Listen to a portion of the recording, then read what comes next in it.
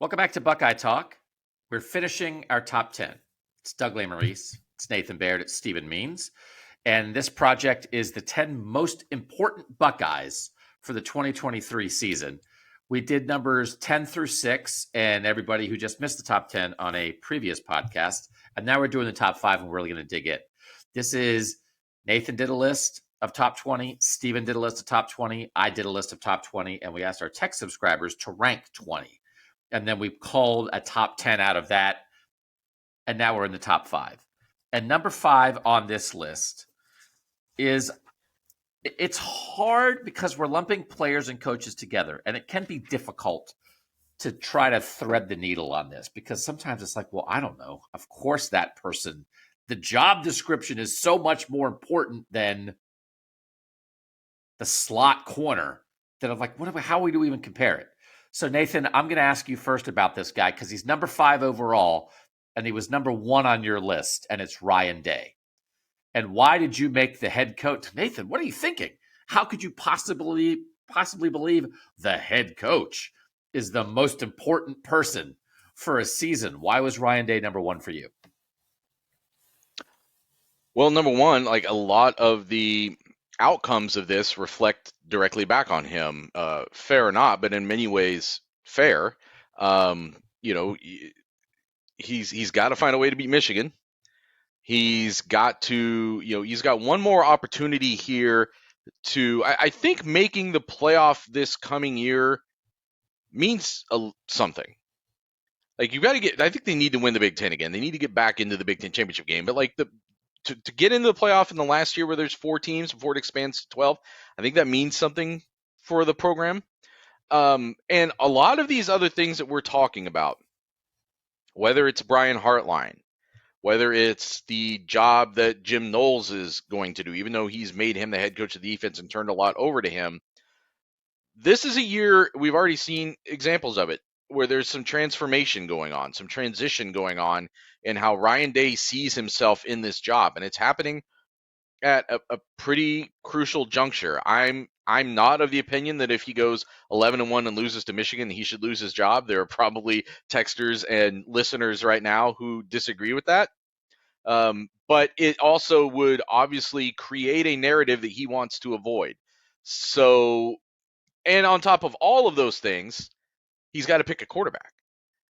He's got to pick the right quarterback, and he's got to have that quarterback ready. And I know there's a quarterback's coach, and these guys have individual responsibilities too. But ultimately, that decision and that development is tied to Ryan Day. So because of all of those things, and ultimately helping that quarterback live up to the standard that he has set by the previous guys that he has cultivated and picked, I think it's almost a clear choice for number 1 for me. So it is interesting because I think you have to decide yourself how much is it more a negative conversation than a positive conversation, Nathan? Is it more like how much could he mess this up as the head coach if he doesn't make the right decisions, give the correct motivation, provide the right leadership, create the right culture? Or is it like, oh my gosh, what if Ryan Day becomes someone that people look and say, that's the best coach in college football? Is it more the potential downside that is factored into a number 1 ranking here? No, I think the potential upside is very real here because there's a step for him still to take. Hasn't won a national championship at the time. He played in the national championship. They got their doors blown off, and there were some other factors going on there at the time. There are significant issues that have to be addressed this season in order for this team, which has some really special weapons and special players, to maximize what it can be this year. And again, if he turns play calling over to Brian Hartline and that works, and that frees him up to address other things that makes the team better in other ways, if he gets the quarterback decision right, if Kyle McCord or Devin Brown is going to New York and putting up the same, or even if he doesn't go to New York, but puts up the same numbers essentially that the predecessors have done under Ryan Day, I think that's another kind of feather in his cap. It's further evidence that he maybe does have some special talents at this, and that he can do things with quarterbacks that other people can. I think there's a lot of positive outcomes that go into him being number one. It's not all a he's teetering on the edge. It's more it's kind of put up or shut up time a little bit. That's not the right way to say it, but I feel like there are ways that this season can go wrong for sure, and even that this offense can go wrong. But he is the one who is paid and is already putting plans in motion to try to get in front of some of those bad outcomes.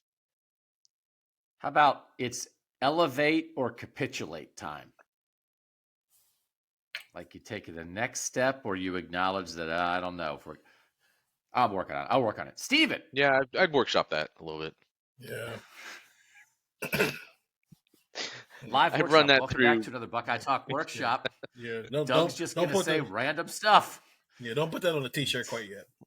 Run that through one of those AI things and see what it tells you. Yeah. No. We had a thing the other day. I am not. Are you guys doing AI stuff? Would you goof I have no around? idea what it is. No, I don't want to. I'm in Chicago, which I will. This has been a couple days now as you guys listen to this. On Tuesday night, I went to the Cubs game in Chicago because my daughter is a student at Northwestern, and it was Northwestern night at Wrigley Field. So we went and sat in the bleachers.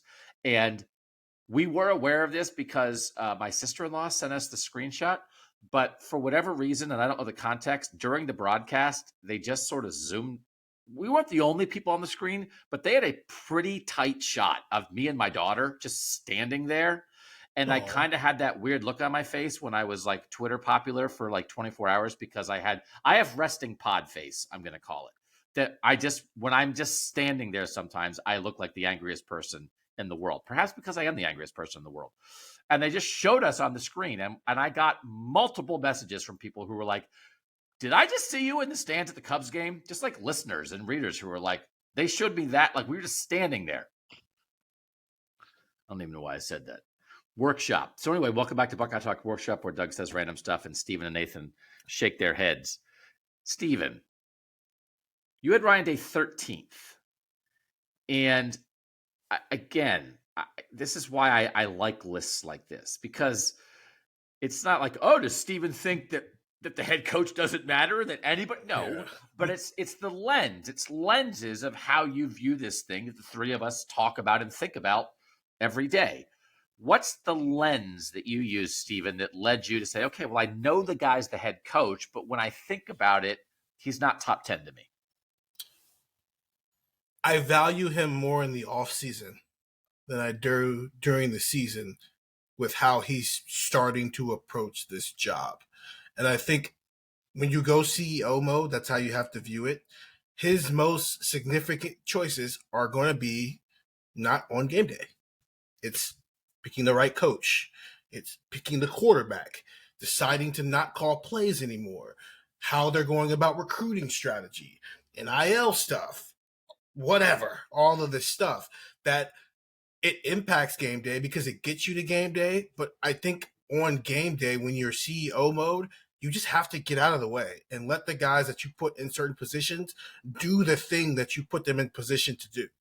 And that's all that quarterbacks, coordinators, offensive linemen, tackles, all of that stuff. And so because I looked at it from that viewpoint, I put more value in the decisions he's made than I did in him directly, which is how I ended up with him being 13th behind a lot of these decisions. Because if all of these decisions don't work out, then, I mean, maybe we are having a conversation about hot seat and all that stuff if they lose to Michigan in November, or maybe we're not. Who knows? That's 6 months from now.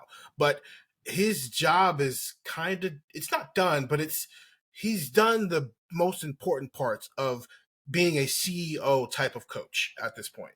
And that's hire coaches, build a roster, empower people to do stuff. Now let's go see if it works or not. And it's not like with Kyle McCord. If like Kyle McCord has a bad game against Wisconsin or Notre Dame or something like that, we're going to be going, how can Kyle McCord be better than next week? I don't know how much we're going to be saying, Ryan Day was walking around the sidelines being the CEO mode coach. How can he do it better or worse the next week? We do have a couple instances the past couple of years where he's made decisions during the season, right? To demote Kerry Combs in 2021. That was like kind of a big time thing that a head coach had to do. to stick with CJ Stroud in 2021 after he had a rough game and he had a shoulder thing. And it was like, hey, wow, what are we talking about? People talk about Quinn Ewers, you're nuts. This is my guy, right? To not make a change there is a decision. I do think I had him fourth on my list, which is also where the texters had him. And the belief that I've stated multiple times that I thought last year the Ohio State-Michigan game was an intangibles loss in a lot of ways. If the one before was kind of an Aiden Hutchinson, Hassan Haskins, Blake Corum offensive line, okay, they beat you on football loss. I thought there was just some stuff last year, whether it was the breakdowns in the secondary, which are football, but also are sort of, does everybody have their head on straight to play their best ball? I think there's enough of an intangibles part of this going to South Bend, going to Wisconsin to play Luke Fickell, facing Drew Aller, who's an Ohio quarterback in Penn State, and then particularly against Michigan, that I think Ryan Day can have an influence there. That do they have good players? They have good players. Do they have good scheme? They have good scheme. They have the ability. I think this team has the ability. I think we all do. They have the ability to win the national championship. So what's going to determine if they do or not? Well, a lot of it's going to be, do individual guys in critical moments make high-level individual plays? Yeah, of course. But I do believe, Nathan, right? I'm just maybe maybe I talk too much about the intangible aspect. But I think a decent chunk of this falls on the head coach and Ryan Day in this particular circumstance. When you had a good year, but you've had 2 straight losses to Michigan, and that's a little weird. And you've made some changes. And now what you have to do is get this highly talented collection of players and highly paid good coaches to be at their best when it matters most. And I think the head coach has a lot of influence on that, which I think, Nathan, is how much of like sort of the intangible thing. Because listen, he also has the ability, we talk about it all the time, like, hey, it's the Ohio State-Michigan game. Where's your secret play? Yeah, secret play. And just because Brian Hartline's the play caller doesn't mean it's not Ryan Day's job to come up with the secret play, right? I mean, if he comes up with the secret play that frees somebody up for a 38-yard touchdown pass in the fourth quarter, and Ryan Day says, I came up with that play when I was at the beach in New Hampshire in June, and I doodled it 400 times, and then I grabbed Xavier Johnson, and he and I would go out in the backfield by ourselves and work on it in September. I didn't even want anyone else on the offense to know it. And then last week, Brian Hartline and I sat down and we started to work it. And that's how Xavier Johnson got open for a 38-yard touchdown. He has that ability too. There are football things he can do, Nathan. But there's an intangible aspect to me that I think rises him up the rankings. How much was this an intangible thing for you, Nathan? No, absolutely. And I would push back a little bit on the in-season influence because there's 2 things. Number one, you bring up the CJ Stroud example from 2021. You're going to have a first-time starting quarterback again this year who's going to have some ups and downs. And again, as much as Ryan Day delegates certain aspects and even has a quarterbacks coach, we all know how important the relationship is directly between him and his quarterbacks. And I think there's going to be some week-to-week handling that goes on there as you're getting this new quarterback's feet underneath him. And especially because he doesn't get to have the schedule that Justin Fields did in 2019. It's going to be much more like what CJ Stroud did in 2021, which brings me to my next point, which is you've either got to keep these plates spinning as well as you have in any regular season so far and go 12-0 against this schedule, or at some point you're going to have to bounce back from a loss. And that's a tough thing to like project at this point, but it only emphasizes how important Ryan Day is going to be as far as making in-season corrections, but also presiding over the tone that gets you through that. And in 2021, that almost happened. It didn't because they weren't able to beat Michigan at the end. But I would also say demoting the defensive coordinator, that was a big answer at the time. I don't know if it fixed the tone, though. I don't know if it really, if that team really built the confidence it needed coming out of that. And we're kind of getting off on tangent here because this is really theoretical. But it's among the ways that I think his influence on this season, with the questions that this team still has on the roster as of this point, really kind of loom as being significant to me. That quarterback relationship thing is actually kind of interesting to me because He's not technically the quarterback coach. Corey Dennis is. And if Brian Hartline keeps play calling abilities, then he's not the play caller. So where does he fall in the hierarchy of who needs to have the strongest relationship with the starting quarterback then?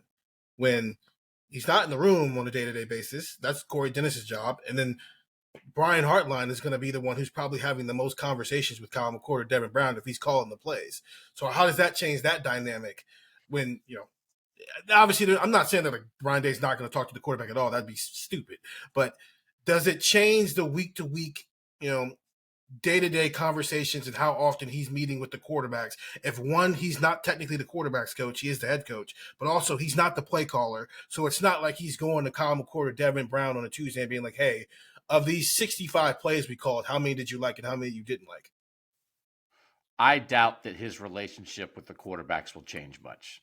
I think it is getting him out of the film room where they're talking about like angles on blocks.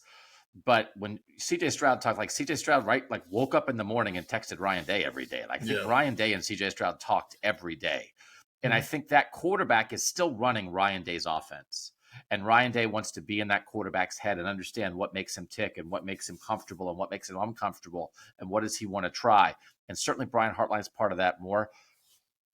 My guess is that's something that you can retain while Brian Hartline still handles the X's and O's a little bit more. So I think that stays there. But I do think the intangible part of it is just for me, when you're coming off 2 straight Michigan losses and you felt the heat, and how do you respond?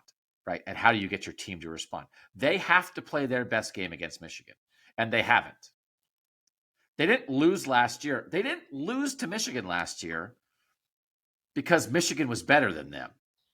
I think more so in 21, you could say that. Well, who was better in 21? It's like, the way they match up and with Aiden Hutchinson, I think Michigan's better. I don't think Michigan was better than Ohio State last year, but on that day, Michigan was. Okay, can't happen again. Right? That's Ryan Day's number one job to me this year is to get Ohio State to play its best against Michigan. And that is a year-long process. And it is a week-long process, and it is a big-time process on that Saturday. Okay, let's go to who we have number 4 on this list. And we'll do that next on Buckeye Talk. All right, number 4 on our list of the most important Buckeyes for 2023 is Josh Fryer. Presumed left tackle, presumed. Stephen Means, you had him ranked highest of any of us, although we all had him very, very high. You had him 3rd. Why do you think Josh Fryer is that important, Stephen? Because we put all the other tackles in the one name and purposely left him out on his own name, because I'm pretty sure we all think he's a starter. We just don't know what side yet. We think it's left tackle, but he also might be the right tackle. But he's the only – we had a whole tackle conversation on the last pod. Go check that out as well. And we didn't mention Josh Fryer. And that shows you just how much more important he is, because of the offensive linemen not named Donovan Jackson or Matthew Jones, he's probably the easiest to pencil in as a starter somewhere on this offensive line, which means he's probably the best tackle. As of things stand right now, a lot can change coming out of fall camp, but they need him to be – as I said with the other tackles, they need him to be good, but he probably needs to be a step above that if he's the best that you have on the table, on the board right now, as we've only gone through spring. I had him 6th. The texters had him 6th. Nathan, you had him 7th. Can I just do a little tangent here? You guys have both sort of sprinkled in these 2 podcasts, like, well, if Josh Fryer, maybe he's the right tackle, maybe he's not the left tackle. When you say that, who in your head is the left tackle? When you float the possibility that maybe Josh Fryer is the right tackle, do you think that means that George Fitzpatrick beat out Josh Fryer at left tackle? Do you think it means one of the people that we're lumping in at right tackle is now the left tackle? Or do you think maybe it means Donovan Jackson has moved from guard to tackle and is now the left tackle? Just when you sprinkle that, Nathan, what did you sprinkle it? It would be one of the latter 2 things, but I think the most likely outcome is Josh Fryer starts at left tackle on opening day. Yeah, I'm there. It's more just if Simmons comes in the fall camp and he's maybe intrigues him a little bit to make him try to experiment with some stuff the first couple of weeks, but more than likely Josh Fryer is going to be left tackle. Okay. I'm not sprinkling that because I would like to see the world where Josh Fryer is not the left tackle to me is a very difficult world because okay, now what? I don't, because my guess would be a world where Josh Fryer is not the left tackle is not a move of strength. It is a move of, it is not a DeJuan Jones is one of our best 5. Everybody's got to move, right? That felt like a move from strength. Now, maybe it's George Fitzpatrick came in and blew our doors off. That man spent the summer saying, I'm the starting left tackle at Ohio State. Holy moly, that guy's always been an athlete. Watch out. I'll leave a scooch bit for that. But mostly it's like, okay, like, well, we really thought we were going to do this, and now we can't, and now what? So that's why I think Fryer is super high, because it's not whatever. And fault's not even the right word, Nathan, because fault implies it's gone wrong. That's not fair to do. But it's not his doing that he is in this position. But the position that he's in, Nathan, is that he is presumed to be the best tackle in an uncertain bunch. And so you're at the front of the line, and that means you're higher on the list because we have questions about the whole group. And even if you settle your thing, we still have questions about the other thing, which is why the other thing's still in the top 10 too. But like also, holy moly, I think this again is like, he's top 5 because what if it doesn't go as they hope? And then all of a sudden, if you're dealing from a position of weakness at left tackle, there's a domino effect, and all of a sudden it could get really rough, Nathan. And I shouldn't speak for Steven, but I think the reason we both brought that up is maybe to reinforce that whatever happens at left tackle, we think he's still a starter. I think he is still one of their 5 best. To me, it's so critical because this job of being the starting quarterback for Ohio State and living up to the standard that the whole team has is so hard that if you then add in lack of confidence in what's going on behind you on snap to snap, that is a really tough degree of difficulty to add to this job. And I'm not saying that Josh Fryer has to be perfect or even has to be an all Big Ten player, but they have to be talking with more confidence about the play that they're getting there by the start of the season than they were at the end of the spring. Like they just have to. Like if there still is that vibe about the tackle situation at the end of preseason camp, that's, I think, worrisome. And I think it can affect the quarterback play. Even if that's not guys getting home or even the pressure getting through, I think that's just a thing you don't want in the back of your quarterback's head. Thayer Munford, 3 years at left tackle, 17 to 4 years, 71.1 in 2017, 67.5. These are PFF grades in 2018, 76.9 in 2019. The 2020 grade, I'm not throwing that one in there. It's 91.8. He's not going to be that. I don't think it's unreasonable to ask Josh Fryer to live in the Thayer Munford world. Though that's 76.9 PFF grade. That's Thayer Munford was very like, it's not all American, but Thayer Munford was really good, and Justin Fields' backside was pretty protected unless he was trying to hold on to the ball and throw 60-yard bombs. I think that's a fair place to ask Josh Fryer to be as a left tackle. And I do think we should view this discussion of Josh Fryer as opportunity, not pressure. And let's make a vow. And I think we have followed through on this. I think we did it when he was here, and I think we certainly have done it since he left. We have credited Thayer Munford for what he did as an Ohio State Buckeye. And it wasn't that he had to be a first-round pick or that he had to be an All-American. But they also, at that time, there was some uncertainty on the offensive line. And that guy came in and shut down the uncertainty. And then you said, hey, we don't have to worry about left tackle anymore. And then we'll even move him to guard and it'll be fine. Right? Is there a way? Could we possibly move some pieces around and maybe try to elevate that tackle spot? You could, but you don't have to because it's going to be good enough. And more than good enough, it's going to be good. Maybe it's not All-American, but it's going to be good. So let us vow right now that if Josh Fryer comes out in August or September, right, and we're just like, you know what? Nobody seems worried about it anymore. Left tackle. It's not a problem. We will note it repeatedly because we are noting the possibility of it being a problem right now, Nathan, repeatedly.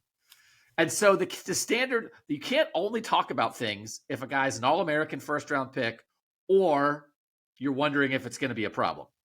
You have to acknowledge good. So we vow, because good would be huge, good left tackle play that you can rely on is game changing potentially here, Nathan. This is like it's kind of about like when we talked about the defense last year. We didn't think it had to be a top 5 defense; it just had to be good enough for the things that you're best at to allow you to win. He doesn't have to be the best left tackle in America or in the Big Ten. It just has to not be a problem. So if that's what this guy locks down, can't be like an umpire, right? Oh, if he's doing his job, you don't talk about him. We're going to talk about him. So we vow that to Josh Fryer. So there is opportunity here. We want to make sure, a lot of times, Nathan, we talk about the Ohio State standard, right? Kyle McCord doesn't mean you have to be a first-round pick, but Kyle McCord or Devin Brown, it's more than good, probably, that we're talking about. Left tackle doesn't have to be, because the standard at left tackle at Ohio State is not the Paris Johnson standard. That's not, it's like, oh, well, no, that doesn't have to be that. Paris Johnson rose above the left tackle standard, because we talked about they weren't pumping out first-round left tackles every year. So let's vow to credit Josh Fryer if he's good, because it could be a big deal. I think that's fair, but I would also point out that Thayer Munford played on offensive lines that were loaded with NFL players, and that remains to be seen if that's true of this Ohio State offensive line. So I think Josh Fryer's job might be tougher in some ways than Thayer Munford's was through a good portion of his career. 2018 probably accepted, right? Like that was a year where things were a little bit haywire on the offensive line and got figured out going into 2019.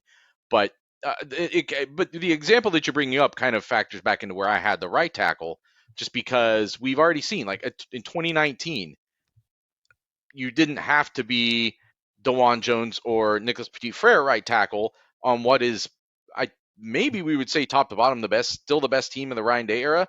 You could be Brandon Bowen, who was like an NFL training camp guy, had a very solid career, but you didn't have to be next level. But you did have to show up and be reliable and accountable and do your job consistently. And he was great at that.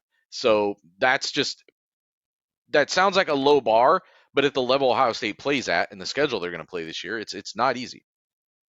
Is that pod? Maybe we've done this pod before, but like how many if you had to say how good a position group had to be for Ohio State to win a national title, it's like how many groups would we say need to be elite? How many just have to be good? Where can you be average at and be okay? Maybe we've done that before. We've done a lot of these pods. But to Nathan's point, yes, some of the offensive lines have also had better players, but also I think the offset of that is the skill positions in this group team may be a little bit better than what those teams have with Thayer Munford. So I think it evens itself out. It's like Marvin Harrison Jr. and Emeka Ibuka are going to get open a lot quicker than Benjamin Victor and Austin Mack are. Yeah, no, well said, right? And the idea that everybody around you influences how good you are and how good you have to be is something that we have to make note of. Okay, so Josh Fryer is number 4. I will say that numbers 2, 3, 4, and 5 were practically all tied. So the difference between Ryan Day and Josh Fryer is negligible. And then the difference between them and number 3, who is Jim Knowles, the defensive coordinator, also pretty negligible. Number 1 is clearly number 1. Clearly number 1. 2, 3, 4, 5 were all lumped together. There was a drop to JT Tuimoloau at 6. And then there was another drop to 7, 8, 9 that were all kind of lumped together, which was right tackle Brian Hartline and Denzel Burke. So here we are, Jim Knowles at number 3. Nathan, I'll go to you first because you had Jim Knowles lower than anybody else here. He sort of barely made your top 10, I believe. How did you evaluate Jim Knowles here, Nathan? Yeah, and I understand why people would have him higher. To me, we saw improvement last year, not enough, but a step in the right direction. You're going to the second year of a system. He has a better perspective on this now. The team has a better perspective on the system, the players themselves. And when I look at this defense, I still find myself saying, but where does the difference-making guy step up more than I think, where does Jim Knowles push the right button? I still am asking, like, where is that edge rusher that people are fear? Where is that cornerback that takes away a side of the defense? And I know that those are lofty standards, but those are the Ohio State standards as much as great quarterback play is. And just because they've strayed away from it the last few years, I don't think we need to lower that standard of accountability. So an expectation. So that's why I have him a little bit lower. I think there are things that he has to be better at this season, and there are going to be some specific challenges with this schedule, etc. But I still would put JT Tuimoloau higher. I would still put those cornerbacks higher because I feel like their development, and in all those cases, you're talking about a third-year guy, so it goes back to the old Urban Meyer scale of 2 on us and 1 on the third year's on you. And those are all guys who the time has arrived for them to be difference-making players at a level that they have not yet consistently been in their careers. And I think those are the things that decide how good Ohio State will be this year, more than little schematic wrinkles, more than or even if you thought it needs to be big philosophy changes for Jim Knowles. Texters had him second. Steven, you had him second. Why'd you have Jim Knowles that high? Because I wasn't happy with the job he did in games where talent equated, I guess, for lack of a better sense of saying it. And that's the Penn State game, the Michigan game, even the Maryland game. I mean, Talia kind of had his way a little bit there in a way that was kind of sloppy. And then obviously the Georgia game. I agree with Nathan. It's like, where is the players at who are going to be dudes? But even if you've got a team full of dudes, you're eventually going to play some teams where like the coach has got to coach. Even in 2019, it was the second Wisconsin game, the Michigan game early on, the Clemson game. There came moments where like you got to coach, and I don't think in those games I'm sold on Jim Knowles yet, and so that's why he's so high for me. It's not about when they're playing Purdue. Well, maybe it's about when they're playing Purdue, but it's about Wisconsin. It's about the Notre Dame game. It's about the Michigan game. It's about the Penn State game. It's about playoff games. I think that's where you prove that you're worth the $2 million they're paying you to be the defensive coordinator here. And I haven't seen enough moments where it felt like JT saved him against Penn State. And when the player can't save you, what does the coordinator do in those moments? And I need to see more of that from Jim Knowles. Corner blitz called by Jim Knowles on the first play against Notre Dame. Leads to a 50-yard play that sets up a field goal, I think it was. Defense stiffened and held to a field goal. All-out blitz on third down against J.J. McCarthy that leads to the first throw. Broken tackle. It's a touchdown for Michigan, and all of a sudden I think that changes that Michigan game. There are little individual moments, as much as we can point to some of the breakdowns in the secondary that led to easy touchdown throws.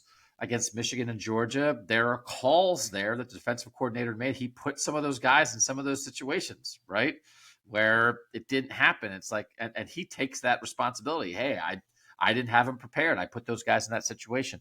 I do think there's a balance. We talked about a lot of he wants to be aggressive, but is he too aggressive? And we thought he pulled back on the aggression a little bit in the Georgia game compared to the Michigan game, and they still got beat deep once for an easy touchdown. They didn't have it happen 4 times, right? So I think there's an ebb and a flow to what he has to do as a defensive coordinator in game. Find the right level, call the blitz at the right time, but not overdo it. Let his players play. And then there's all the schematic stuff that, the thing we talked about all April, because he talked about it all April, as did Ryan Day. Like, they taught so much last year, did they take away their aggression? And they've got to get these guys to fire.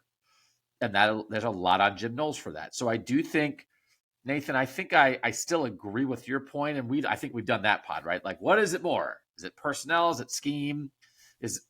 I do think they've got to find a couple dudes.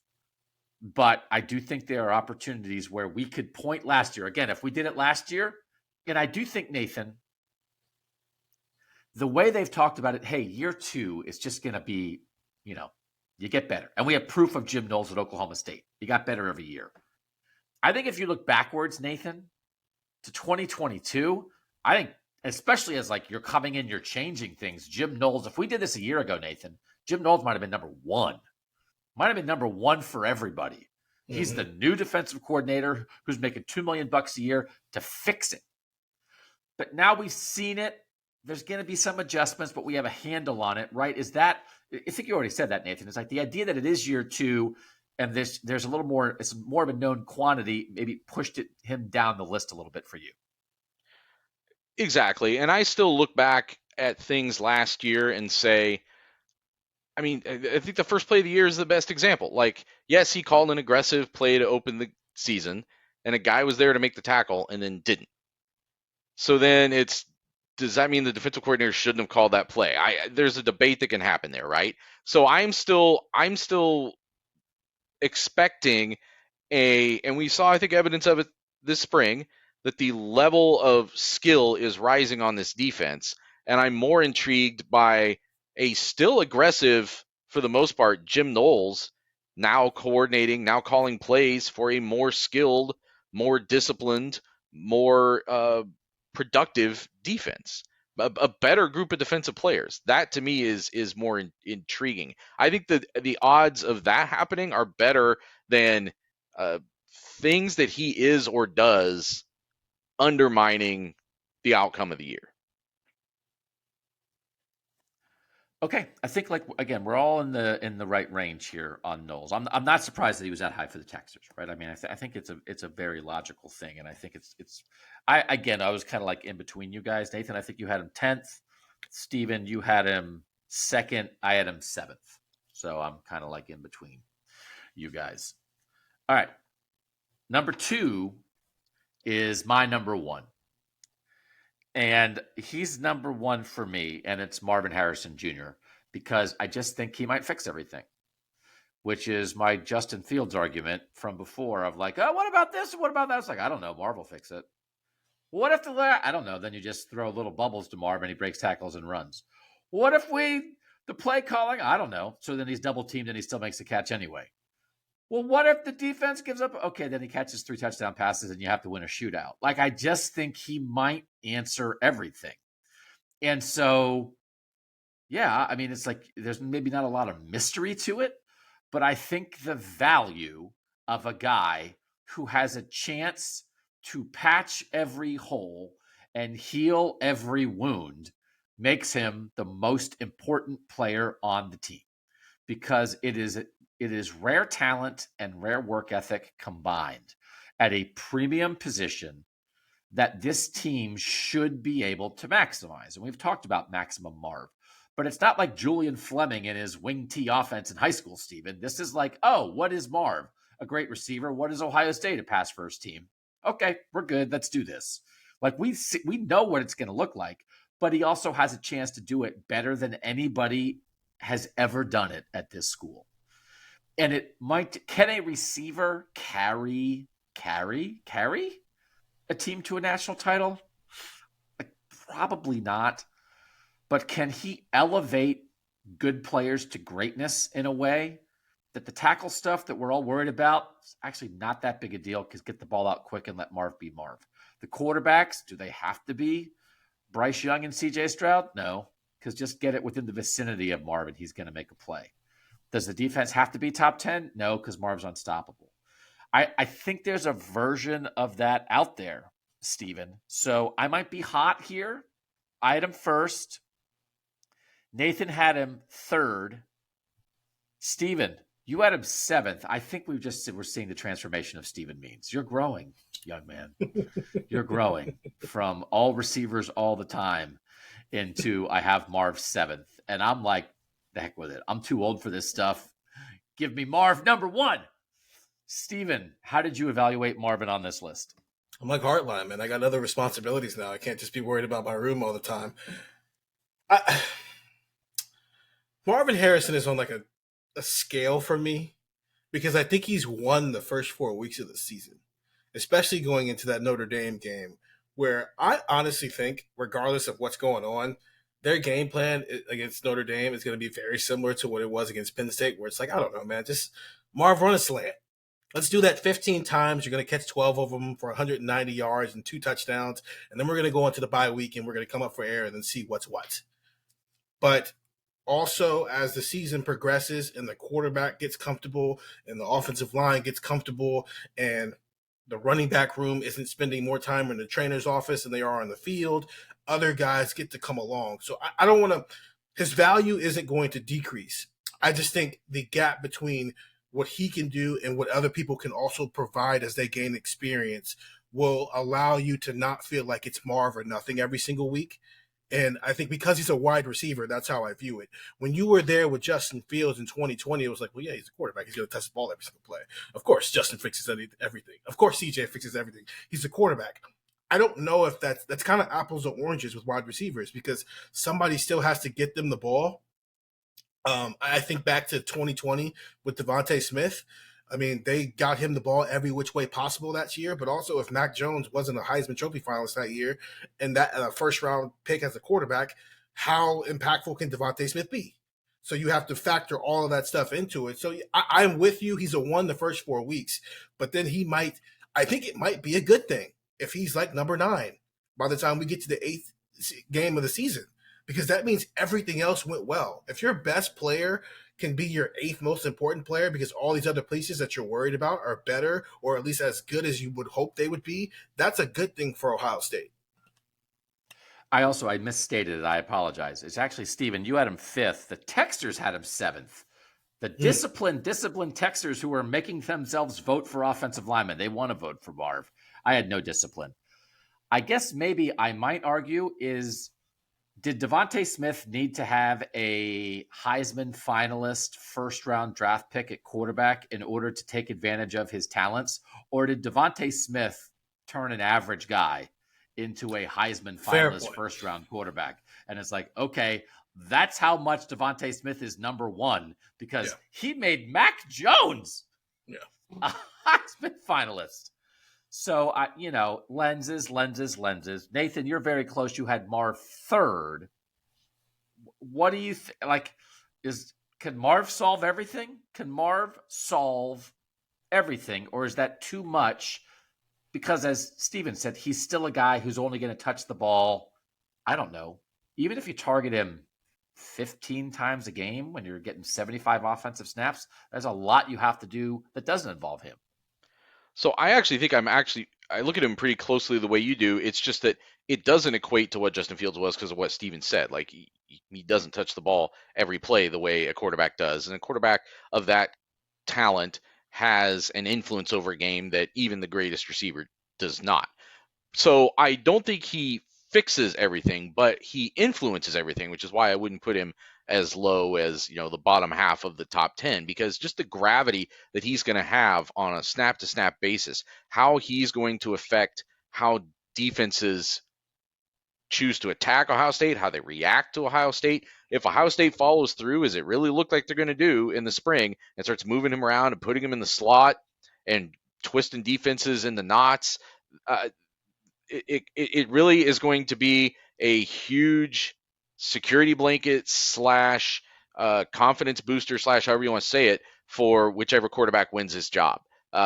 You could argue that Ohio State finding ways to maximize Harrison is what is going to end up making the quarterback decision look good more than the other way around.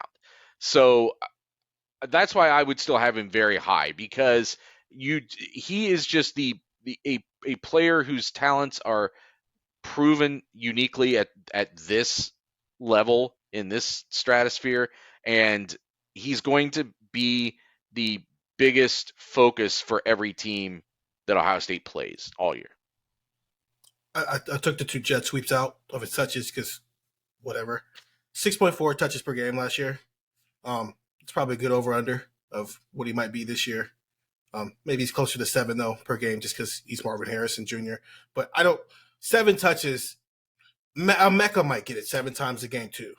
So, you know what I'm saying? So, how they use him, it still might end up being the same totality with him and the Mecca. And I think that's part of my thought process here. I don't think it's so much like with Jackson. We were living in a world where it's like Jackson might get it 12 times a game because they might use him a million different ways. With Marvin, it's like, are they going to motion him into the slot, or are they just going to let him be out there one-on-one and kill cornerbacks all game? But I also think it's possible that he has a huge impact on the offense. He has the bigger impact on the offense when he's not touching the ball than any other skill player, because of that gravity, because of what is the defense doing? Is it overcompensating to make sure he doesn't get the ball, and that's opening up something else? I think that's a greater likelihood of that happening with Marvin than any other player. And I do think they just planned all offseason last year to get Jackson the ball, and then Jackson vanished. And then obviously they found ways to focus on Marv, but they have an entire offseason to get Marv ready and to find unique ways to get him the ball. And again, that we saw that in the national title game in 2006. You take Ted Ginn Jr. off the field and it changes everything. Like you take Marvin up, we saw it last year. You take Marvin off the field against Georgia, it changes everything, both for him and for everybody else, because now the focus can go to other people, because when Marv's on the field, the focus has to be on him. It's a little bit of the Mac Jones argument for me. I put Marvin higher than the quarterbacks because I think he's so important. He has a chance to make whoever is the quarterback look pretty good. So then if we look back and say, hey, the quarterback was pretty good, would we say, and that's why the quarterbacks should be number one? Because, look, the quarterbacks were good and Ohio State was good? Or would I look back and say, and that's why Marv was number one to me, because Marv elevated that person? So it's not, I mean, is it worth having an argument about which it is? It's it together. And is it 51-49 one way or 51-49 the other? You have to, if he's open by 3 yards and you miss him, then he can't elevate you. So I did think what we saw in practice, there would be times when nobody was getting open, and then all of a sudden Marv got open. It's like, okay, well, it's Devin Brown and Kyle McCord just looked a lot better because they threw it to Marv. And even in the spring game, the 2 series he played, he got open. Even when the defense knew it, they know it's Marv. Now they can't throw blitzes at you and stuff, so it's kind of vanilla defense, but still, Marv got open against the defenses who know him the best because he just has the ability to do it and then throw it in his vicinity. And okay, here we go. Go ahead, Steve. I do wonder. I think you're right. I mean, I think we just live there now, though, and it feels like there does come a moment when that flips, because we were here with CJ in 21, where it's like, is CJ this good, or just Chris Garrett Jackson just awesome, you know? And then in year 2, it's like CJ is really this good, but also Marvin Harrison, wow, Meke Ibuka, wow. So does that ever flip? I think the first couple of weeks if Kyle McCord or Devin Brown comes out and they're awesome, we're going to probably chalk a lot of that up to Marvin Harrison Jr. being Marvin Harrison Jr. But there does come a point in the year where I feel like that should flip, even if Marv is still Marv, where we're crediting it just as much as the quarterback being elite as it is about what the wide receivers and the weapons are going to be here, because it does feel like this is the cycle we're on now. If you're a first-year starting quarterback, we credit the weapons more. If you're a second-year starting quarterback, we'll probably credit the quarterback more, even if the wide receivers are just as awesome. I also look at a world where he had 77 catches last year, which was 18th in the nation. And I see Charlie Jones at Purdue had 110. I see Xavier Hutchinson at Iowa State had 107. I see Josh Downs at North Carolina had 94. I see Jalen McMillan at Washington had 79. And I think 77 is not enough. Like they got to get him. They got to get him. So. Yes, but also I think Ohio State's going to be in more blowouts than those teams are probably going to be in. So you got to like the Rutgers and Wisconsin games where you're up by so much at halftime that, you know, Marvin only had 3 catches in each of those games. Like, I don't know how many times Downs was in games where it's like at halftime, he's chilling on the sideline. So I don't, Marvin's raw numbers, I don't think are ever going to match what he is as a talent, just because you got to factor in there's 6 games a year where by halftime, by at least midway through the third quarter, he's a spectator. Okay. Do you think people can guess who is number 1? Ooh, I wonder, is it the kicker? Next on Buckeye Talk. Doug Lesmerises, Stephen Means, Nathan Baird. I took the kicker off the list. I had it on my original list of the 20 that I was going to send to the tech subscribers. And then we took the kicker off and put on Justin Fry. And we were going to put kicker. We were going to go position again because we don't know exactly who it's going to be. And I don't know if I regret that or not. The kicker is not number 1. But Nathan, I was thinking about this as Jake Seibert, one-time kicker at Ohio State, announced his transfer to Northern Illinois. And I was just thinking about Jake Seibert's path. And this is not blame. This is just how things happen. They didn't develop him the right way. This guy was like the best kicker in high school and did not become that at Ohio State. This is more an Ohio State discussion than it is a Jake Seibert discussion. If they had developed the best high school kicker in the country into the next Mike Nugent, they might be national champs right now. And that's not to blame Noah Ruggles. But Noah Ruggles was just some guy at Duke that they had to get in the transfer portal because they didn't develop the guy they recruited, who was North Carolina, who was a big time recruit. Who was the guy who was from Duke? The guy before that was from Duke. Because they've been in the portal for kickers for like 8 years. Who was the kicker before? I don't care. Blake Hobbill was a kicker before that. He was an Ohio State recruit. Mm-hmm.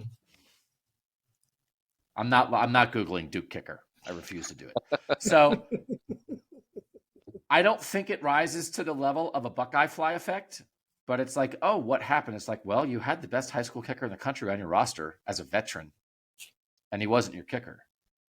And then you didn't make a 50-yarder with the season on the line. So it's not about blame, but it's about opportunity. And Mike Nugent was a game changer, baby. What if Mike Nugent doesn't make the 52-yarder? To beat Marshall, right? I mean, Mike Nugent won games for them. If Mike Nugent is Ohio State's kicker in 2022 instead of 2002, they might be national champs in 2022 and not national champs in 2002. If Mike Nugent is born in a different generation. So should the kicker be in our top 20? I'm just saying it's not about, it's about what a program does. It's about the standard you have. It's about the way you develop talent that you can rely on. And it's about when you have to go search for talent because the development at home doesn't happen. So I was just thinking about it. So I hope that doesn't make anybody sad, but like, should the Ohio State standard for kicker be Mike Nugent? No, I don't think that's fair. Michigan also just had its punter and kicker drafted. Jake Moody showed up at Michigan as a walk-on and just got drafted. If Jake Moody was Ohio State's kicker, and listen, Noah Ruggles has a tree. He was an All-American the year before, but he's not Jake Moody.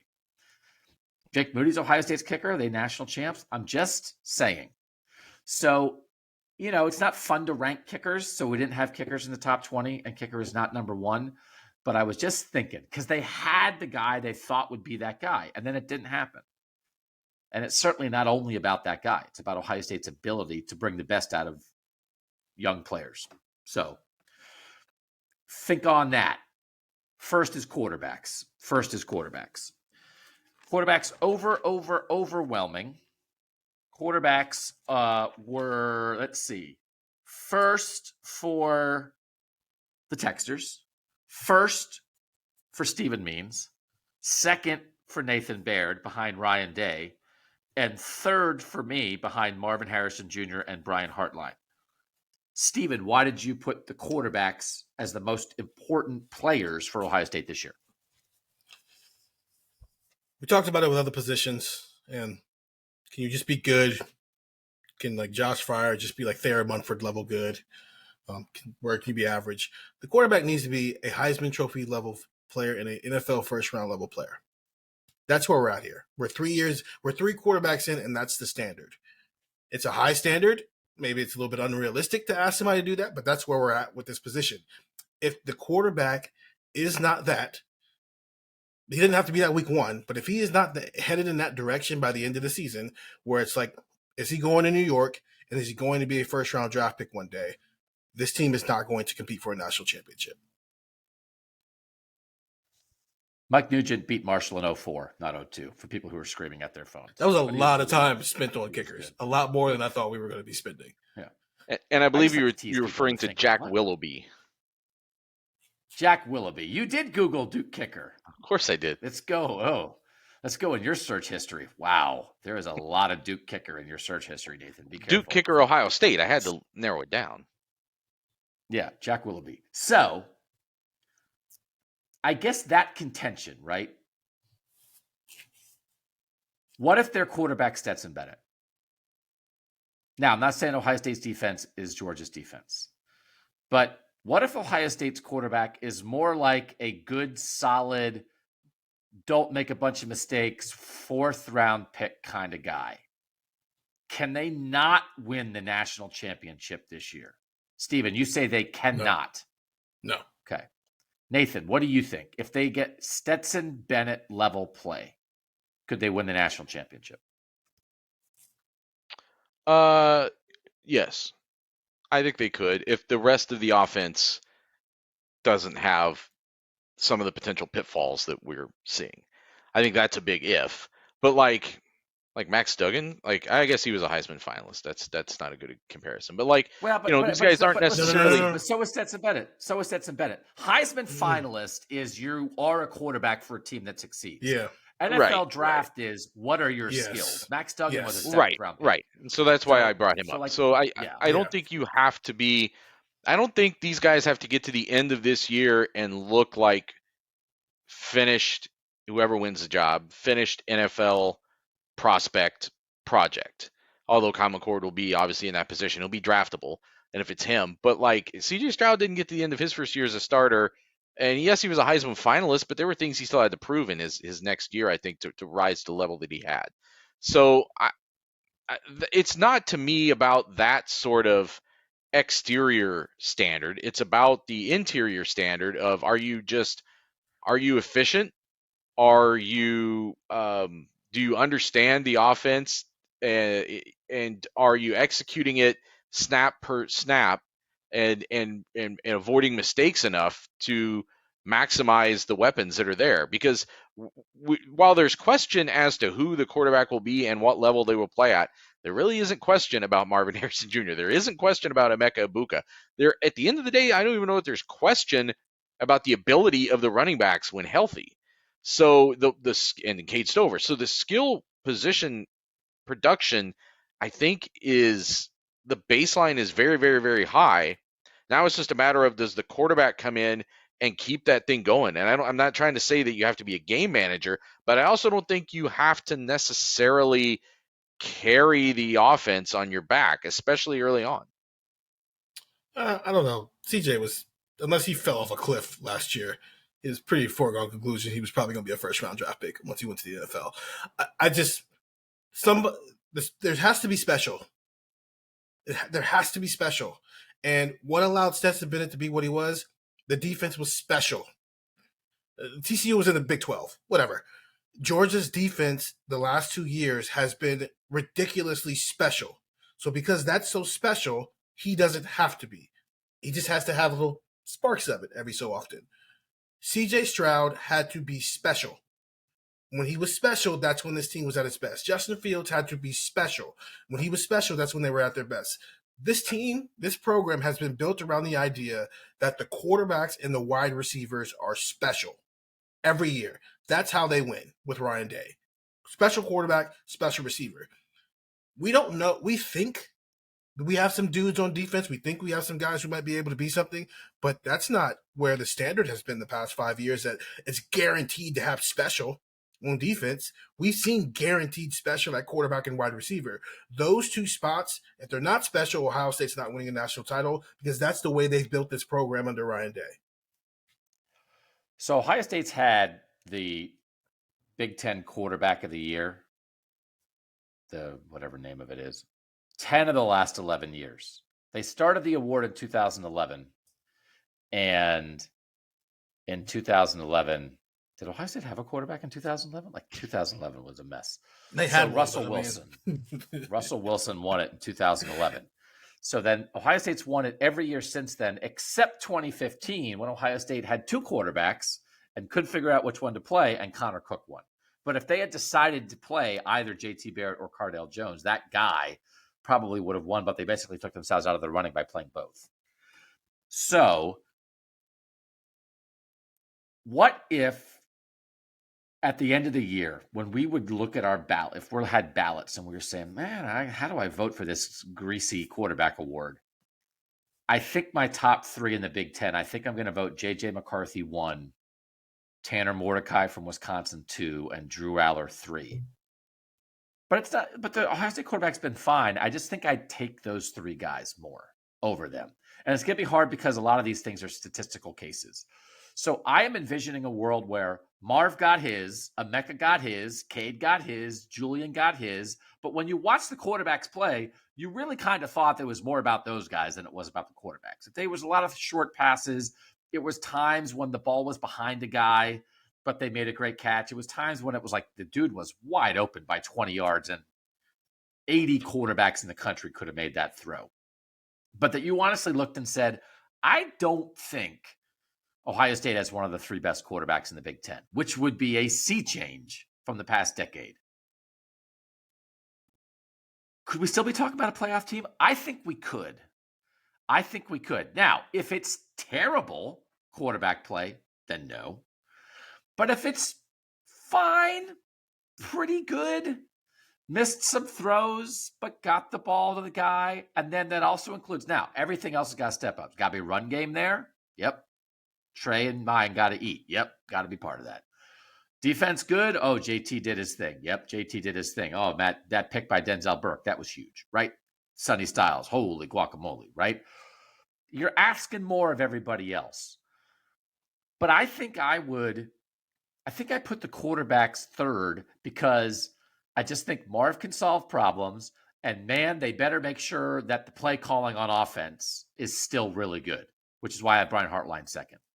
Because if Marv is solving problems and the play calling is still good, I think the quarterbacks could just be pretty good and not spectacular, not the best in the Big Ten, not first-round quality. And Nathan, I still think Ohio State could be a playoff national championship caliber team in that scenario, Nathan. So there's an interesting thing if you look back through the years under Ryan Day. And I mentioned this on a podcast we did a couple weeks ago. I'll spell it out a little bit more in detail here. When you're comparing the Ohio State quarterback in QB rating to the rest of the Big Ten, last year, CJ Stroud had a 23-point edge on number 2. That was JJ McCarthy. 2021, he had a 28-point edge on Aiden O'Connell. So you're talking about elite versus like, okay, they're good, but like it's kind of the rest of the pack, the top of the rest of the pack. But the Ohio State number is always elite. 2020, Justin Fields had a 37-point lead in QB rating over Taulia Tagovailoa. So again, that elite. But then in 2019, Justin Fields' number was still elite, 181, but it was less than a 3-point edge over the number 2 quarterback. Do you remember who that was? In 2019, was it Bob Greasy? 2019. I don't know. Not that far back. Tanner Morgan from Minnesota. Yeah. Now, what did Minnesota have in 2019? They had like a couple of future NFL receivers. They, I guess Ibrahim would he have been there already running around the backfield? I don't remember. Somebody else. I think it was. But they have some good offensive linemen, but they weren't like, I don't think, up for the Moore Award or anything that year. Like, you know what I mean? Like, could McCord/Brown look like 2019 Tanner Morgan, where you still actually have a pretty great? I mean, it was a QB rating of 178.70. Justin Fields was 181.43, and then there was a big drop down to Captain Noodle Arm Jack Cohn.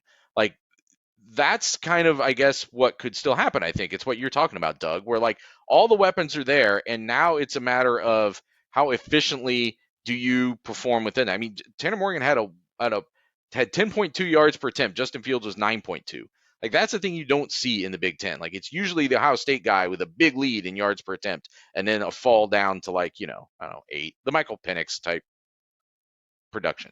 Like, I could see what you're talking about happening with whoever wins this job as like the transition maybe up to them, again, fulfilling that development in a second year as a starter. We're flirting with a good, not great conversation with the quarterbacks.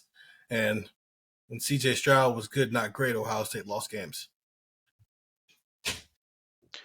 But that Minnesota team won 11 games, and the rest of that roster was not Ohio State level. Well, and that's cool. So, but they lost games with a terrible defense. So if you're saying they lost games, right? So they lost games in 2021 they lost so bad against Oregon that the guy in charge of the defense lost his job.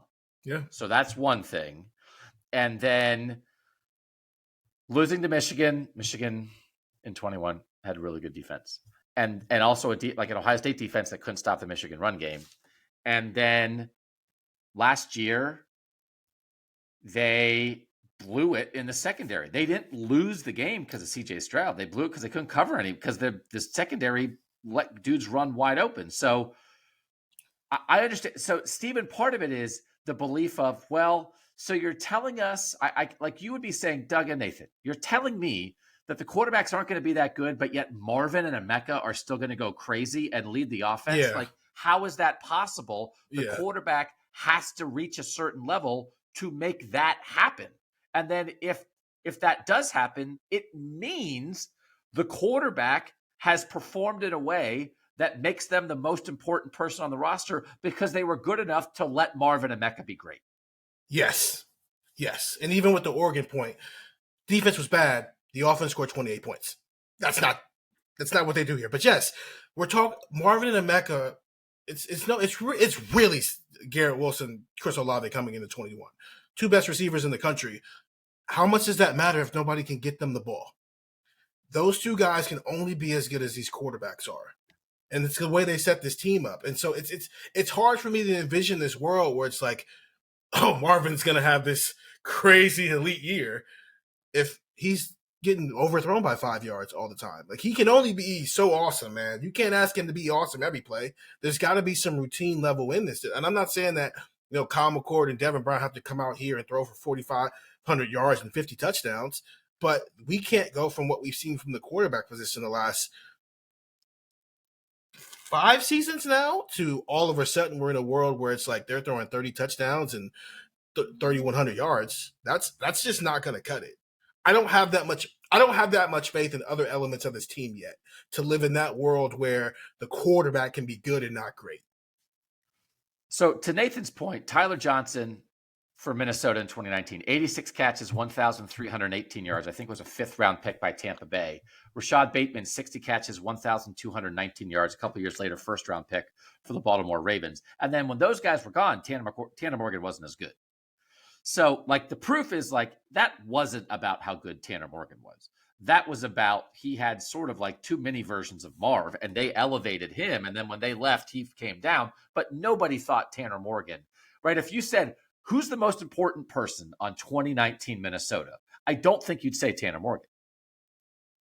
I think you'd say Tyler Johnson or Rashad Bateman. Rodney Smith was their number 1 running back that year. Mm-hmm. Maybe you'd say PJ Fleck. Maybe you'd say they had Antoine Winfield on that team, who went on to be a 2nd-round pick and was awesome, right? So Tanner Morgan was productive statistically, allowed the offense to be really good. I don't know. Is he in the top 5 of most important players on that team? If you did 2020 Alabama and you ran through that team and you did Devontae Smith and you did Najee Harris and you did Evan Neal and you did defensive guys, where's Mac Jones on a list of the most important tides? Tides? What do they call them? Crimsoners? Crimson Tiders? What do you say? Who's the most important tide? And I'll ask the AL.com. Sabanites. Where would say like? And then you talk about Nick Saban. You talk about the assistants on that list. Where would Mac Jones be on that list? If you did 2014 Ohio State, and Steven, this might be apples and oranges because Ohio State is the same uniform. It's a completely different program from 2014. But you do that national championship team, where do you put JT Barrett / Cardale Jones? Let's do quarterbacks as a group. Where do you rank them compared to Ezekiel Elliott and Michael Thomas and Von Bell and Joey Bosa and Darren Lee and Chris Ash and Tom Herman, right? So that's what I'm envisioning. Now, it's like, oh, you mean like, so show me Joey Bosa. So show me Ezekiel Elliott. So show me like all the other things, Steven, that must be in place for you to be able to say our quarterback is our 4th, our 5th, our 7th most important player, and we still won the national championship. Because I'll show you Devonta Smith, I'll show you Najee Harris, I'll show you everybody else. And you're saying you don't see that right now with this Ohio State team. And I think maybe Nathan and I are saying, listen, we're splitting hairs a little bit. It's like, are the quarterbacks 1 or are they 3? But I'm seeing it a little bit with Marv. We already had the JT conversation. We had a Denzel Burke conversation, right, Steven? That if all those things, Travion, all those things, Jim Knowles is worth the money, Brian Hartline settles in, all things rise up. And so your quarterback can be 7th and you can win a national title. You're not going there in May. No, could you envision going there if we did this again in October, if you've seen some other things rise up, or would you still believe man, the way this program is structured, the guy at the controls, he's always number one, man, because it makes everything go. I think I can get as low as 3. And it's a combination of just like all that stuff. Show me Joey Bosa, show me a Jeff Okuda, show me Chase, show me all those things. But also it's just a standard and the way that they talk about this program in itself. Like Justin Fields probably was 5 in 2019. If we really start thinking about it, but in May, Doug and we're not saying Justin Fields is 5 in May of 2019. You say that that's something I can't do that in May. That's too far out of a ledge when you haven't seen yet anything that shows you otherwise. You could maybe Chase, you could say Chase is number 1, but other than that, it's a lot to do. In October, I could see Kyle McCord or Devin Brown being 7, and I think that would be amazing for this team. And then we're probably in the territory of this is going to get really boring, guys. They're going to win a national title. In May, I'm not doing that. I'm not doing that when they haven't even picked a quarterback yet. And the things we do know, we know they might be something, but they haven't necessarily reached that level yet. No.